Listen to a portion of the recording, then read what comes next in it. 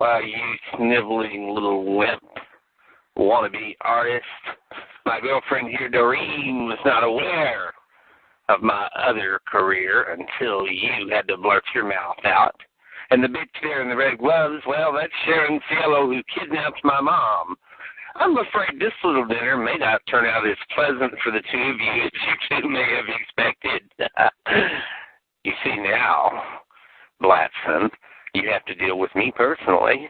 And, dear Sharon, you have to deal with my mom. And my dear mom very definitely has a score to settle.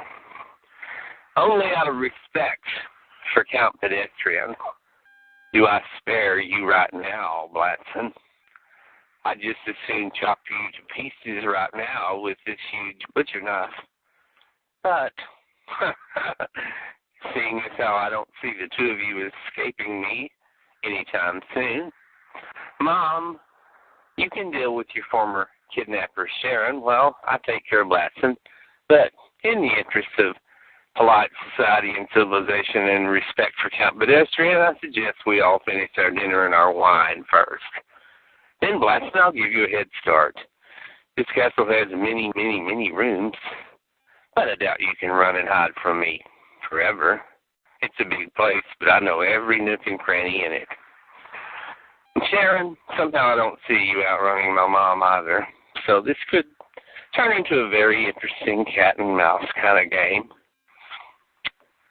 As I say, as soon as the two of you are finished for dinner, I'll give you a head start. Oh, 30, 45 seconds at the very least. Let us remain civilized. There are rules to the game.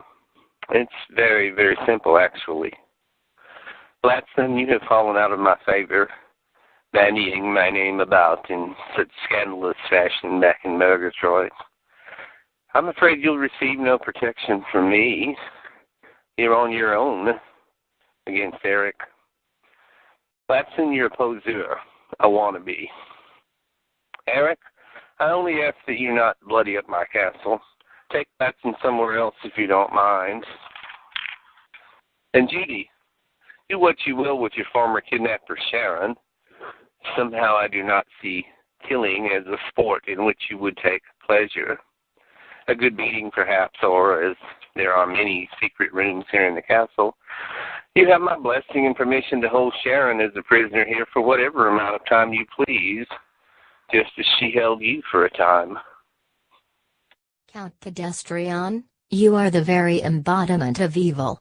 And this Murgatroyd serial killer here. Eric, I thought you were dead. I saw you get shot at that televised wedding and it was announced that you were dead.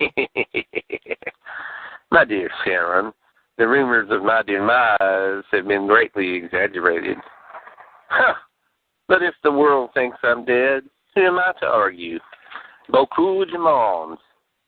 My dear sweet mom here, whom you held hostage, got Dr. Getrick to bring me back to life. Deal with it, Sharon, while my mom deals with you. Count Pedestrian, it will indeed be my pleasure to put Sharon through what she put me through. Payback is a bitch with a capital B, only this time it is a capital V for Vincini. Hee hee ha ha hee hee ha ha ha. I remember seeing a documentary on television about this great castle. As I recall, there is a dungeon down below left over from the Middle Ages, complete with shackles and chains on the walls. I think that will be a most appropriate holding place for Sharon C. Well, first of all, the two of you are way out of your league, Blatson, Sharon. You're not part of the superior dominating race. It's Judy and I, we're the upper 1%ers. Both of you are quite disposable. You'll never even be able to aspire to have achieved. My father, Count Pedestrian II, collaborated with the Nazis because he recognized that he was superior. He recognized the superiority of our bloodline. That is why this great castle is adorned with fabulous art from all over Europe. In the interest of fairness, of course, I will give the two of you a head start, but I'm afraid, Blatson, you are quite definitely at Eric's mercy, and Sharon, I'm afraid you are at the mercy of Judy Vincini.